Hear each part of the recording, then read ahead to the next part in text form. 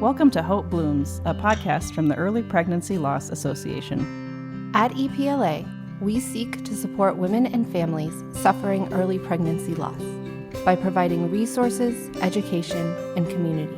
It is our vision that no one suffers miscarriage alone. Welcome to Hope Blooms. I am Stephanie Gordon, an EPLA board member. And I am Emily Carrington, EPLA Executive Director. So today we're going to talk about Emily's first loss. Yeah. That happened 10 years ago. Yes, I realized today that we are just coming around all of that. It was end of April, early May, and that it has been 10 years. Yeah. That was 2014. It's kind of a big date milestone, you know, thinking back. Yeah, and it feels years like ago. The first big date milestone since sort of that 1 year. Yeah. Like I was really aware of that April, May anniversary. But then I really haven't been since then. I mean, sort of. But I think like life kind of happened and other losses happened. So that became part of my story.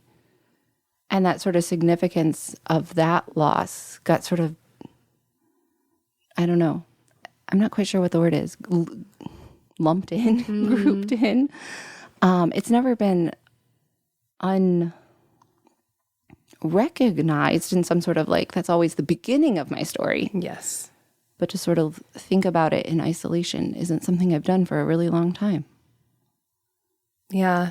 Well, tell us a little bit about your loss story, and then maybe we can get into looking back like at yourself at that point and then thinking about you now 10 years since that loss. Yeah. What we can reflect on that. So that loss, I probably found out in early to mid-March that I was pregnant. And we were really, really excited. It was all very planned and very lining up as we wanted it. We were also preparing to move across the country. And so there was just a lot trying to come into place. And I was probably 11. I had been sick that whole pregnancy from like, With morning sickness. Yeah. And it was rough. I look back, it was probably not the sickest I was, but I was definitely nauseous, definitely food averse. And so, nibbling crackers, all very sort of stereotypical. And then, so we had announced to our close family and maybe a couple friends. I had told work early because I was starting to miss work for appointments and we were leaving. So it was sort of like we wanted the excitement of talking to people. So we hadn't told very many people. So we'd gone to our first appointment. We had a heartbeat and that was reassuring and exciting. Was that like the 10-week mark then? That was around it was supposed to be around 8. Okay. And baby was measuring a little small, but there was no cause for concern at that point, and there was a heartbeat, so it seemed like perhaps our dating was just off. Sure. Which happened later with our oldest as well. So I don't understand, but I mean, I understand, but which was something that caused a lot of worry with our oldest because it felt like it was starting the same way, but it all turned out okay. So our dating was a little off. So it was around 6 weeks we saw a heartbeat. So then we went back at around 11 weeks for what would have been our 12-week appointment. So everything was just shifted a week. I was still sick and we were planning to tell everyone. This was definitely, I know people still wait, but definitely when, you don't talk about it at all before 12 weeks. And I had planned, we were, also at an age and time, I'm not even sure how popular this still is, but or if it's just my perception. But I felt like 10 years ago, like your baby announcement on Facebook was like a whole It was. thing. I know. And it wasn't just a, I don't even want to talk about my first one. Oh my. right? Like it was a thing, like cute, good plans, right? And I'm trying to remember if I had a plan for that one. I feel like I did. It was, all coordinated. Or I was going to come up with a plan for our reveal. So anyway, we were working on all of that. And how are we going to tell family and how are we going to tell Facebook? Because like millennials, that is our big concern. Yeah. And so we went to that appointment and it was at the end of a work day. And I really had no reason to be concerned. I was concerned. Really? I was.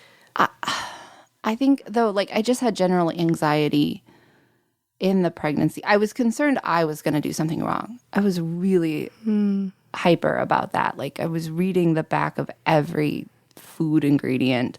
Now, here's a question. So have any of your female family friend or family relatives, did they experience miscarriage? So my mother had a miscarriage with her first pregnancy, which I knew. And so is that playing in your mind? I don't know. I don't know if some of it's just like I can find a reason to be anxious. I can be anxious. And it's weird because I wasn't even necessarily anxious in all the ways I would be now, having had loss or having had live births. Like it was sort of a naive anxiety, if that makes sense. I wasn't checking my panties every time I went to the bathroom. Right. I wasn't looking for actual miscarriage symptoms. I was just really convinced that I was going to like break one of the millions of rules for pregnant ladies and drink unpasteurized juice Or lunch meat. and that was going to like everything was going to go wrong. I didn't even know what that meant. I was just like horrified of breaking the pregnancy rules. That's a whole other. And ultimately, though, my losses have made me less horrified of that. Like my losses in live births, realizing that like. Right. Yes. That could be a whole episode. Right. It wasn't the Jamba Juice. Like it was fine. Like, and I kind of knew that. Like once everything happened, like the smoothie I had it was sort of like it all came into focus at that moment. So that's a rabbit trail, but that's where my brain was. So I was worried, but I wasn't like logically worried, if that makes sense. I think it was just sort of this generalized anxiety. I'm sure you all can diagnose me with something out there listening to this. But so we went to that appointment because I say all that to say there was this like generalized anxiety. I was going to do something wrong, but also no foot in reality of what could actually go wrong. So we went to that appointment and we did a Doppler ultrasound first and couldn't find an audible heartbeat. And he said, like, no reason to worry. This is really early to catch an audible heartbeat. Let's try another ultrasound. So he was able to do another ultrasound right away in his office, like within seconds, couldn't find anything. It was really clear at that point that I think it wasn't as clear to me, but looking back, I think it was clear he knew, like, this isn't good. And we had a heartbeat and now we don't. But he said, we're not going to ever make a decision on one scan. So he sent me down the hall to the big fancy ultrasound room. And my husband was with me. It was our first pregnancy. So he was, there at every appointment and sent me down the hall to the big ultrasound room. And it was a really nice setup.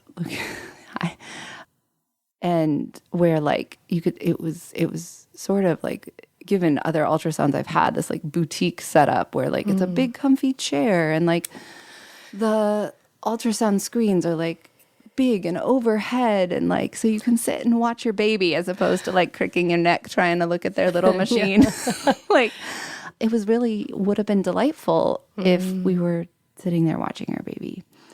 So the tech did the ultrasound. You could tell she knew right away, but she couldn't diagnose. So we had to just like sit there and wait for the doctor to finish his day. Yes. Which felt like forever. And it kind of was forever. I mean, it was probably 20 minutes, but like really long, 20 minutes. Yeah, and they were very,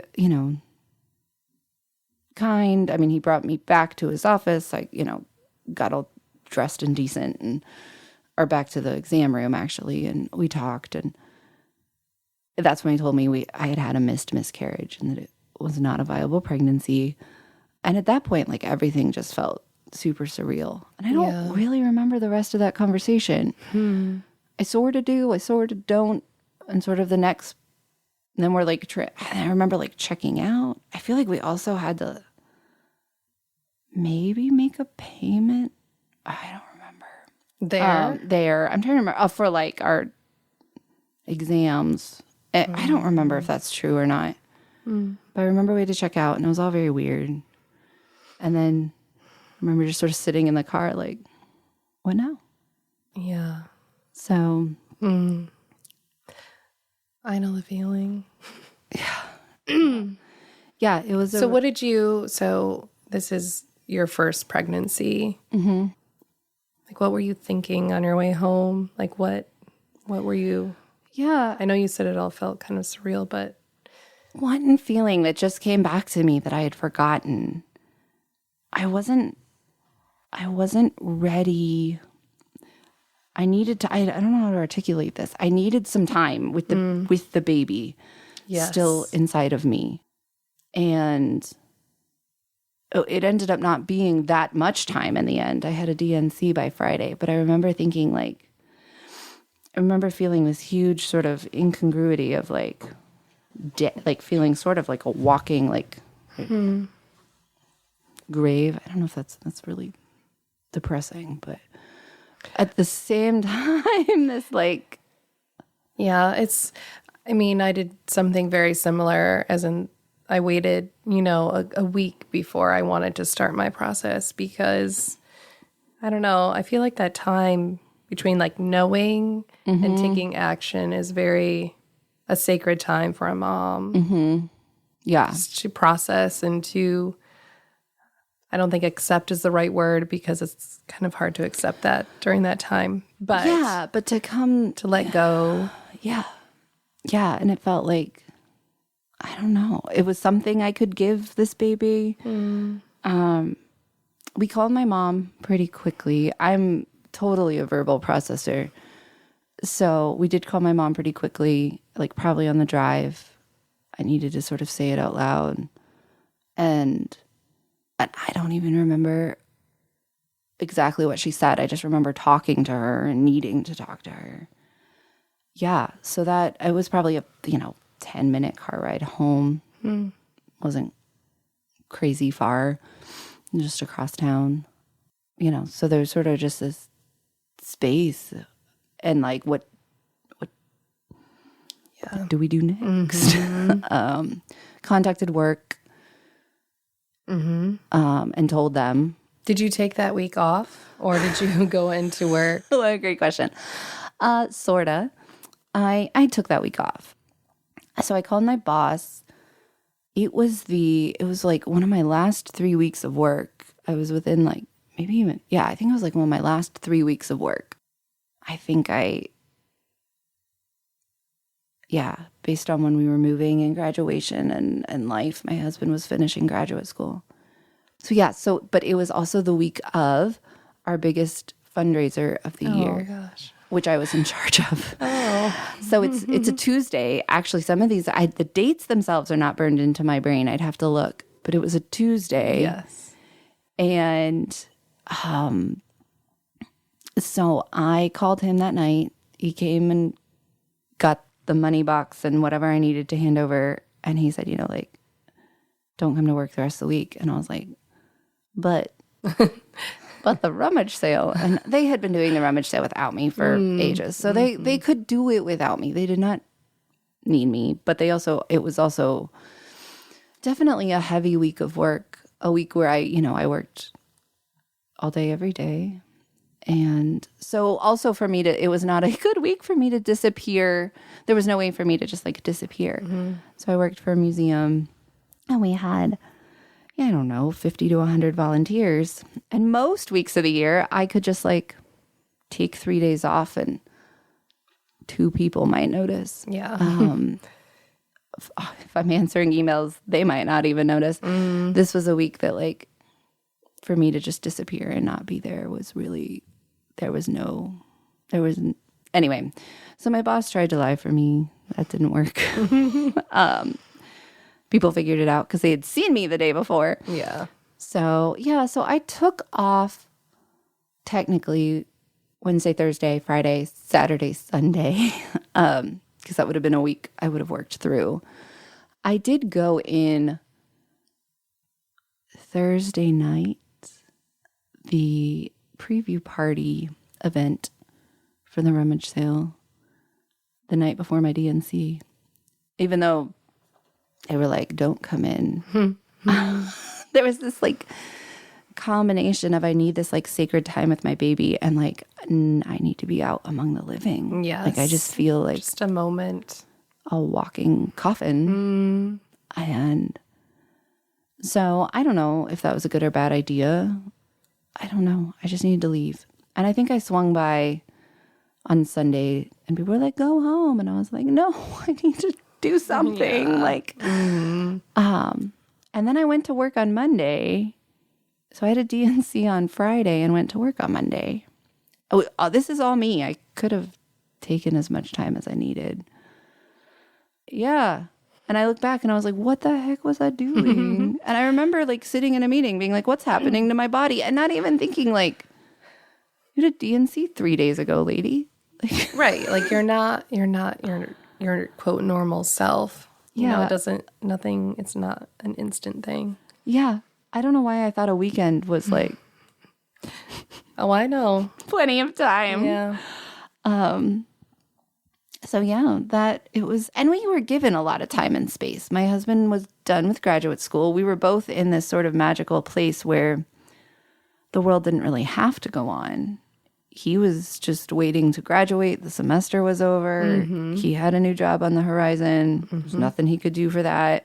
And I was able to take as much time off work as I needed. I just don't think I was honest with myself about what I needed. But also, I think I needed to like finish up and I don't know, right? Like that honoring your grief and not letting it take over. Like there was something to like recognizing sort of the dichotomy of it all. Like we were leaving, there were parties, there was graduation, there was So after all of that, yeah. you know, you've had your DNC, you kind of sprung back into life. Yeah. Yeah. So what was that like? Yeah. Well, And what would you now? What would you tell your old self? right. So one thing I just thought of and hadn't thought of. So my parents came like less than a week later because they were coming for graduation celebration and goodbyes and helping us pack up and move. So I remember, and Adam's parents came to town too because he was the one graduating. So it was this big old, couple weeks of celebrating, which was great. But I look back and I didn't realize at the time just sort of how true this is.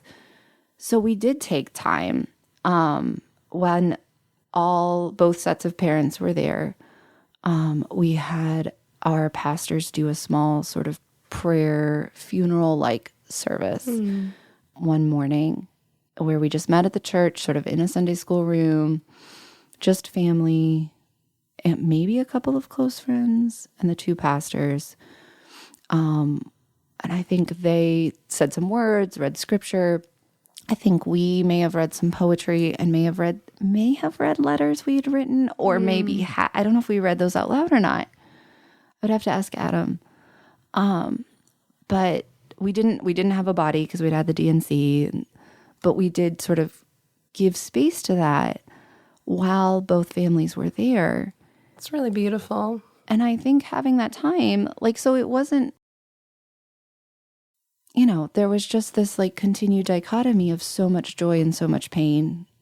And I think what would I, looking back at my old self, like how true is and is always going to be. Yeah. And learning to hold that intention, that the joy and pain sometimes are hills and valleys, and sometimes it's like just one big like one thing at the same time. So there were and having that joy sort of opposite the pain was good. I mean, that wasn't bad. So I think allowing ourselves to have this joy, we'd worked for 5 years for him to finish his PhD. We had a job on the horizon. There was new life and there was new hope. It was definitely shadowed by loss. And that's just sort of how life is and can be. So I think giving space for that joy and that deep emotion. I mean, I remember too, like at a going away party, most of the party being very fun, but then also having moments with close friends that were very intimate and sad. And that's not a bad thing. I think that's normal. Yeah. Yeah. Even though it might not feel that way. Yeah. in that time. Yeah. Yeah. And I hadn't thought about, because in some ways, within a month of the diagnosis, we had then moved across the country to a place where we really didn't know anybody. And in some ways that was good too, because it gave us some time to work through that together. So yeah, and what's weird about like, did I go back to work? I was also trying to wrap things up, and I guess I could have just like walked away, but I felt like I had a job to finish, and that if I waited 2 weeks, I would be gone. Yeah. So, and that was good because it did give me something to do. Yes. And then I did have a lot of time and space that summer to sort of work through it. And I don't think it matters. I want to say too, most women should probably take more time off work, Yes. but I agree. you can't get all your grieving done in a week or in 2 weeks. There's going to be like here we are 10 years later, right? Like there's these new cycles. They spread out. And then the due date approaches. Which Right. that opens up a whole. Right. You have all these like, there's the loss, and then there's like other people that were announcing around the time I thought I was going to announce. So then like those just felt like huge. Yes. And then like when my cycle returned, that felt like a huge emotional, like, which was, I think, like lined up with everyone else announcing that they're pregnant, and I'm like cycling now, and it's like, and which is like a good, healthy sign that I could have babies. But at the same time, it was like a total reminder that I didn't have a baby. Right. And now, like 10 years, you could have. That's kind of what I think about. It's like, oh, I could have had, a 10-year-old. Yeah. Yeah. Yeah. And that's so crazy. And I think about, my oldest is going to be 7. So I'm still a mom of not quite littles, but definitely I'm not a middle mom yet. Almost. I can feel it. Oh, yes. I can feel it coming. But, I still have little kids, and having a 10-year-old, and looking as all my friends' kids are approaching adolescence, and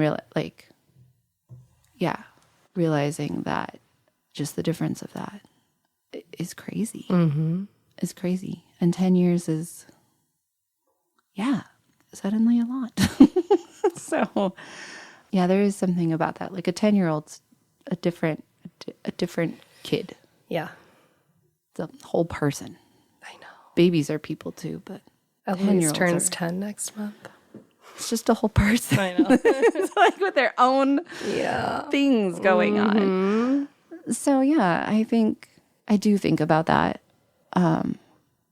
Not all of that has felt as when I was going through the loss, though. Like every single one of those pregnancy announcements haunted me, and it all felt so intense, and like every woman's, like I don't realize it's hard to be joyful. Right. And it all felt like I was going to always know forever, and that I was always going to sort of associate all of these 10-year-olds with my baby. And in some ways I do. Like in some ways it's like, oh, I remember. But the resentment is gone. Yes. And it's not just because I have another child, because it's still, I have 2 children, but the makeup of my family is not what I thought it would be. You know, it's still, it's that child is gone, and I only have 2 children, and that's not been replaced. But at the same time, the resentment, I don't look at every 10-year-old and feel stabbed with a knife. Yes. And 10 years ago, every single one of those Facebook's announcements was a stab through the heart. And I don't feel that way anymore. Like, it's better. I don't walk around. Yeah. But the pregnant bellies 10 years ago, I was like, oh. So it gets better. It does get better. It doesn't, and it changes. Like I said, my grief isn't, I'm not resentful of 10-year-olds. It has changed. It has evolved, but ultimately it's not a stab through the heart in the way every single pregnancy announcement, every single belly, every single ultrasound. Yeah. Mad at. Yeah. So that's better. It's improved. Yes. So yeah, it's been 10 years. We named that baby. Oh. Because that's the only way we knew it by. Yeah. We never gave like dignified names to our babies. We sort of decided that one was baby. And I can't remember. I think we've been careful to not call other babies baby. Yeah. And to sort of keep that reserved for that one, because that was what I think we talked about, do we want to name it? And I think that's great. I think if names make you feel connected. Yes. I really encourage naming. And we had a girl's name picked out. I wish I would have, I didn't know the sex of my baby. So yeah, I think that's a really beautiful thing if you do know that. I mean, that's So lovely. But yes, 10 years, things get better with time. yeah. But you don't forget. No. Thank you for listening to Hope Blooms, a podcast from the Early Pregnancy Loss Association. To learn more about how we and you can support women suffering early pregnancy loss, visit our website at miscarriagecare.com or find us on Facebook, Instagram, and Twitter. Thank you for listening.